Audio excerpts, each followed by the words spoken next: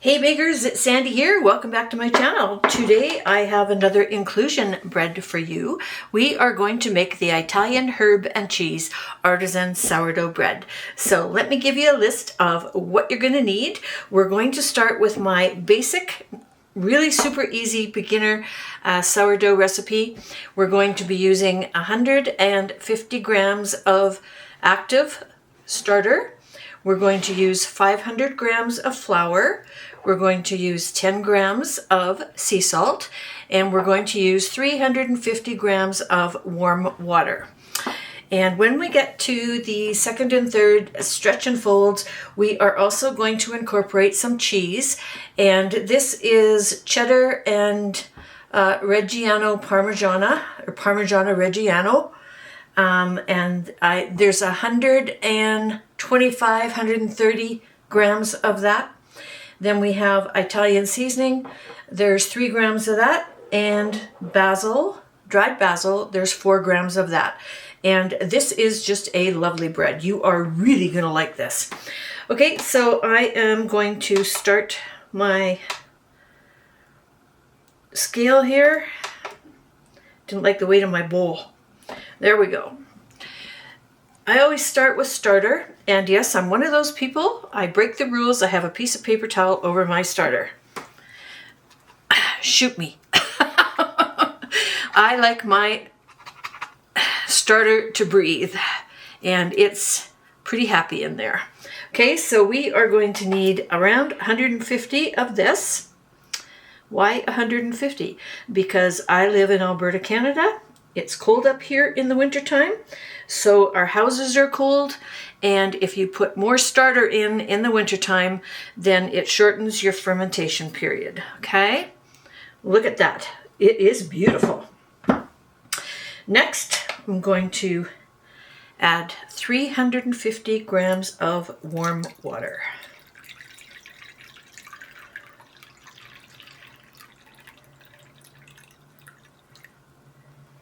$357. I'm a little over. No worries. I don't play in exacts. Okay, somebody probably told you to buy one of these. Yes, it does mix dough really, really well, but let me tell you about how hard this is to clean. Use the other end. I use the end of a wooden spoon because it's so much easier to clean. And of course, you don't want any of this mixture going down your drains in your kitchen or anywhere else in your house.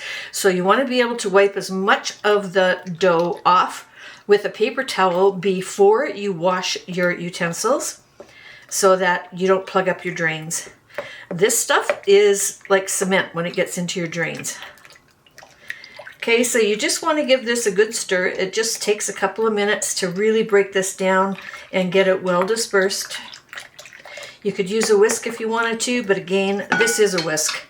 Okay, but the problem is cleaning the tools. Okay, we're getting close.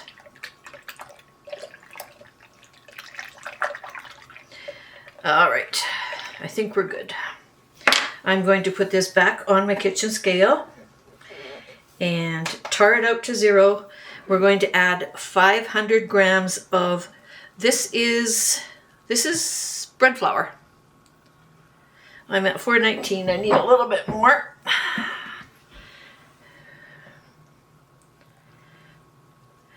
And again, you don't need to be dead on. I'm over 502, no biggie. 10 grams of salt. I did weigh that out before. Okay, and what we're going to do is we're going to mix this. And what you want is a shaggy ball, but you want all of this flour nice and wet. I forgot to bring my bowl scraper up. Oh well, I'll grab it next time.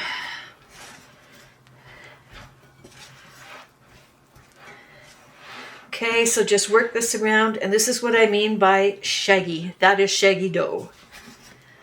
Okay. And if you find that you have an absolute ton of flour, sneak in a tiny little bit more water.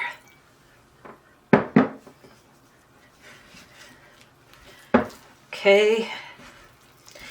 Now what we're going to do is we're going to let this sit for half an hour. I'm going to cover it with some saran wrap, And then I'm going to come back in half an hour and we're going to start our stretch and folds.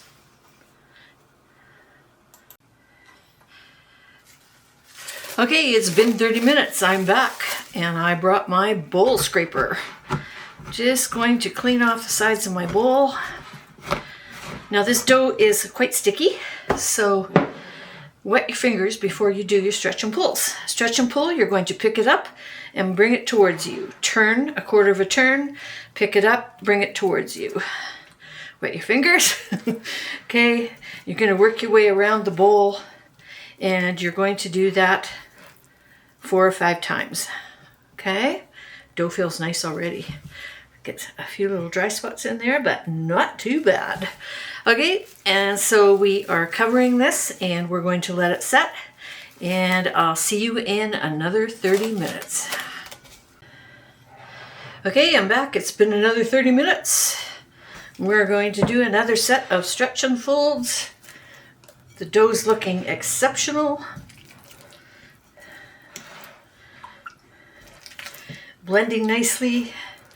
Okay, so this is the last one without the inclusions. I'm going to wait another 30 minutes and then we're going to add all these little goodies and get them blended into our bread. See you in 30. Okay, it's been another 30 minutes. Now we're getting to the good stuff. We're going to dump all of this in. And this is going to get very messy, so make sure you got some paper towel handy. Okay.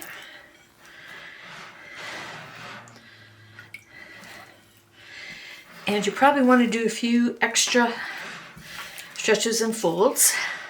Just working this in.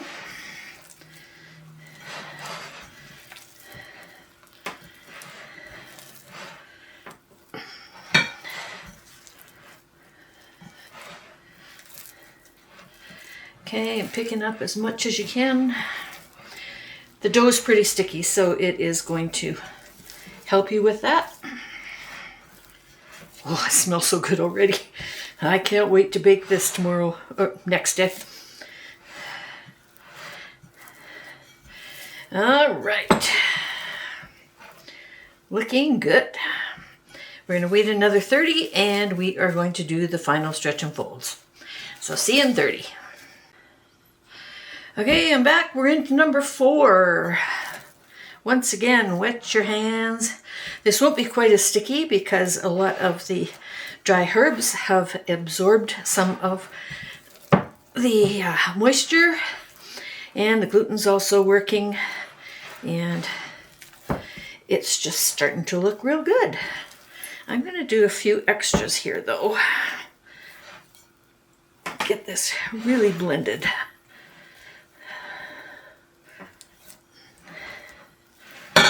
Okay,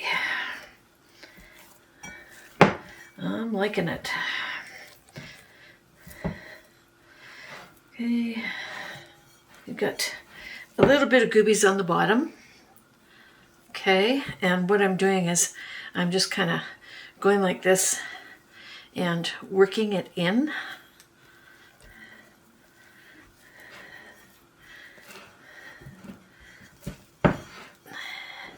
I want to get as much of this incorporated as we possibly can.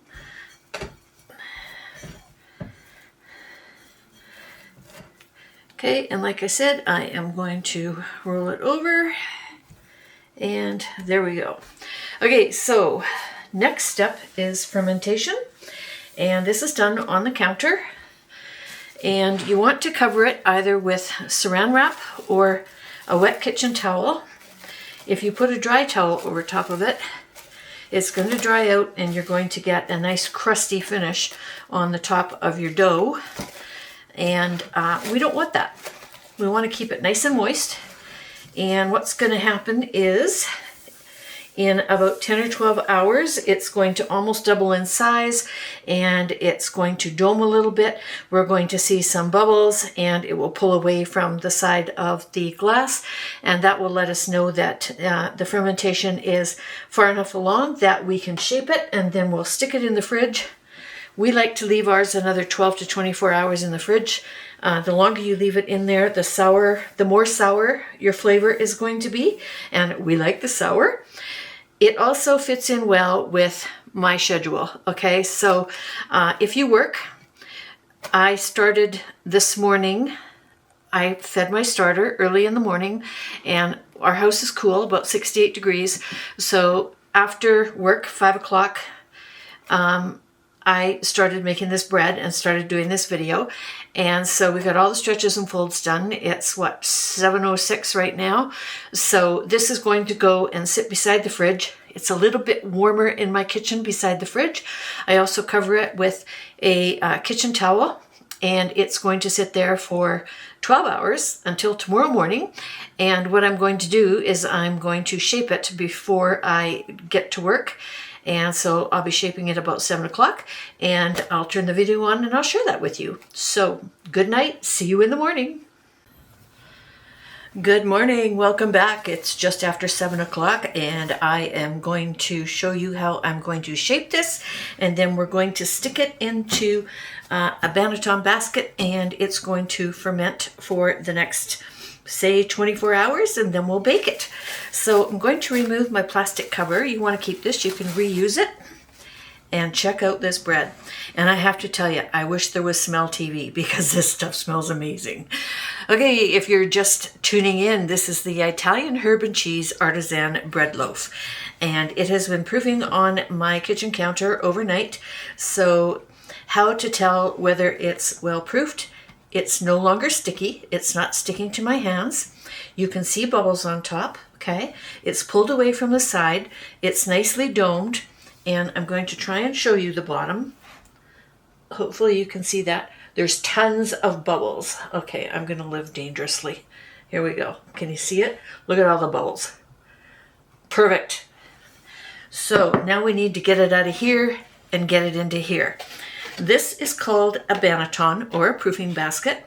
This shape is called a batard, and that's French for oval or oblong. So we're going to make this into kind of a football shaped. And I like these because they're easier to cut than the round ones. Okay, so the first thing that I want to do is I want to prep my banneton. And I'm using white rice flour. And I want to get as much of it in here as I can so that my bread doesn't stick to it while it's in the fridge fermenting. Okay, this is a bit messy. You do get flour everywhere. I'm constantly cleaning my kitchen floor. Next, I have a work surface here. I like to work on this nice wooden cutting board. I don't know why, I just like it. Okay, so sprinkling out some rice flour, and I'll show you what I'm using. There you go, Bob's Red Mill. This stuff works great. It doesn't have any gluten in it, so if you're playing with gluten-free, it doesn't add any gluten. Okay, so now we are going to get this little puppy out of here. And look at that. Well proofed, it's just falling out. Look at that baby. Oh my goodness. Need a little bit more flour, I think. Okay, so it's probably gonna, oh, it didn't even stick. Wow. Lovely, lovely, lovely. So I'm trying to shape it loosely into a rectangle. Okay. And then what I'm going to do is I'm just going to grab the top, I'm going to fold it down. Then I'm going to grab this side and move it over to here. I'm going to grab this side and move it over to here. This is a huge loaf, my goodness. Then we're going to grab the bottom of it, and we're just going to roll it up. Ooh, she's a monster. Okay. We want to add a little, I'm moving some of this flour out of the way because we need to add some surface tension. So what I'm going to do is I'm pulling this loaf towards me, and it's pulling on the surface and adding tension. At the same time, I'm folding the ends under just ever so slightly. Okay. Beautiful, beautiful, beautiful. Oh, look at that baby. I'm going to pop that big bubble. There we go.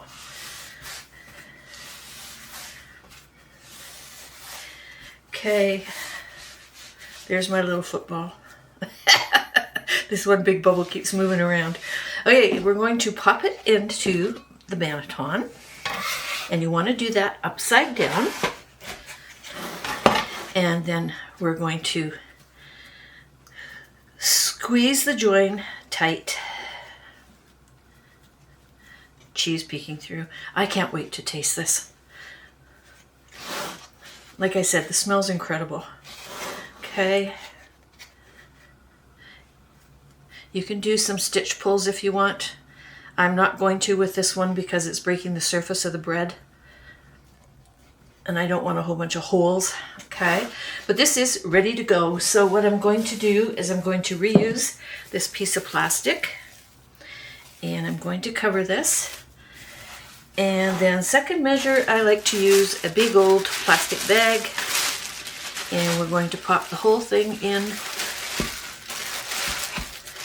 Leave a little bit of air in there. Okay, and we're going to pop it in the fridge. And like I explained last night, it's going into cold ferment. So it's going to slow down the fermentation process. It is not going to stop it, but what it does is it allows it to get a little bit more sour. I had a great big hole there. Good thing that's the bottom. Can I squeeze it through the plastic? There we go. You get those, don't worry about it. It's all part of the bread making process. Okay, so see you tomorrow morning and we're gonna bake this little baby. Thanks for stopping in, bye. Good morning, welcome back. It's bake day and we are going to be baking our Italian herbs and cheese artisan sourdough bread. And this got a little puffy and I'll show you this. I shouldn't, but I will. This happens when you have inclusions. You'll get breaks open and you'll also get little holes in the exterior of your bread. That's normal, there's no way around it. Don't freak out, everything's good.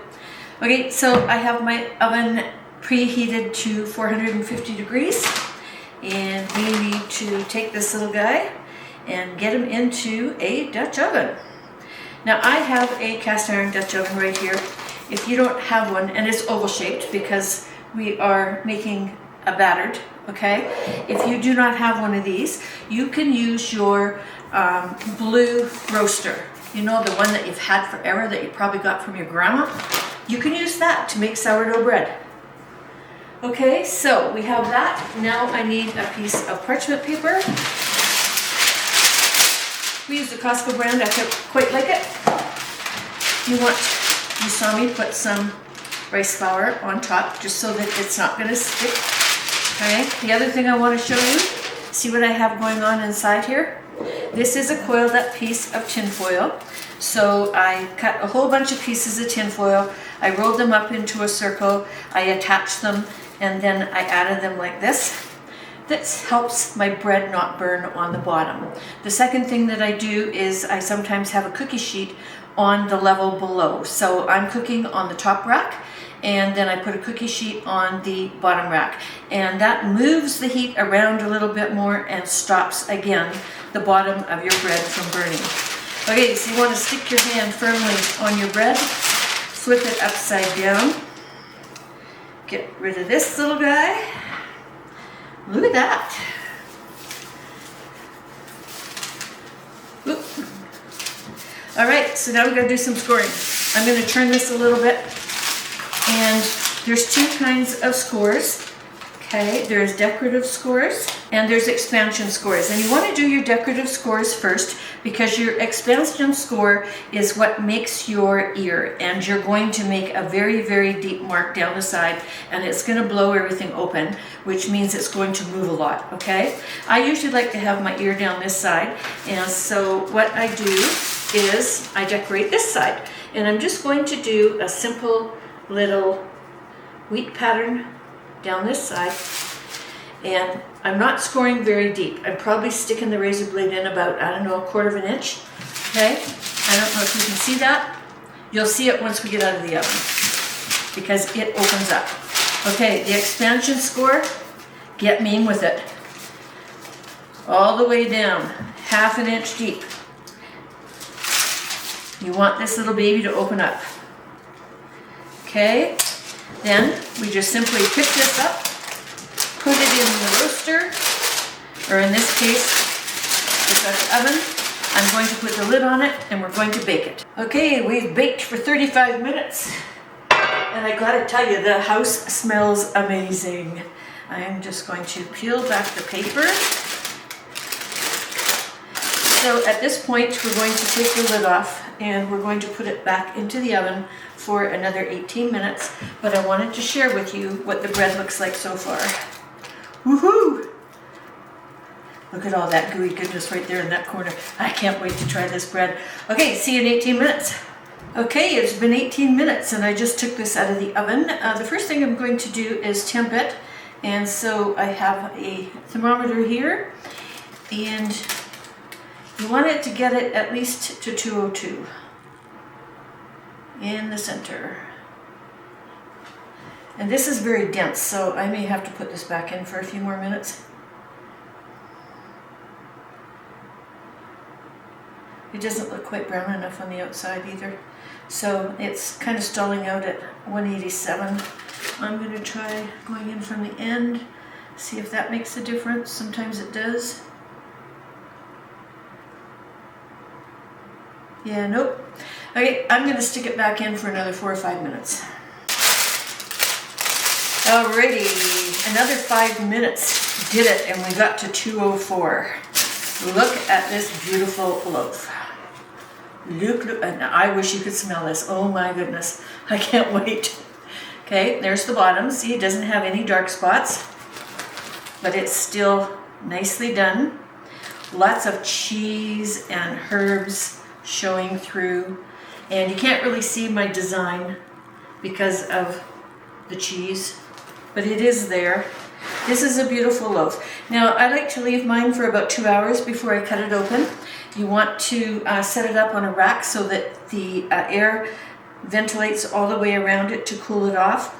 And then when you cut into it, you don't get the gummy bottom. If you do cut into it too soon, you will get the gummy bottom. And I know sometimes you just can't wait. I understand that. I got to share another one I did with this morning. Did a long skinny guy. This is my easy beginner basic sourdough loaf. And we have a long skinny Banneton and we have a long skinny Dutch oven. And I've taken to making this shape because it's really easy to cut for sandwiches and it fits in the toaster perfectly. So there's my bakes for today. Thanks so much for joining me. I hope you will give this little Italian herb and cheese artisan bread a try. And I'm going to come back in 2 hours and I'm going to cut this in half and show you the crumb. So until then, okay, it's been a couple of hours. It's been painful not being able to cut into this because it smells so good. So here we go. Let's cut into this and see what we are going to get. Oh. Oh my goodness. Look at that, you guys. Look at that. And oh my gosh, the smell. Oh, okay. I'm going to end this video now, but we are going to start a new thing where once we do a bread, we are going to make a sandwich with it. And we're going to videotape that as well. So stay tuned. This will be the first one. Thanks for joining us today and happy baking.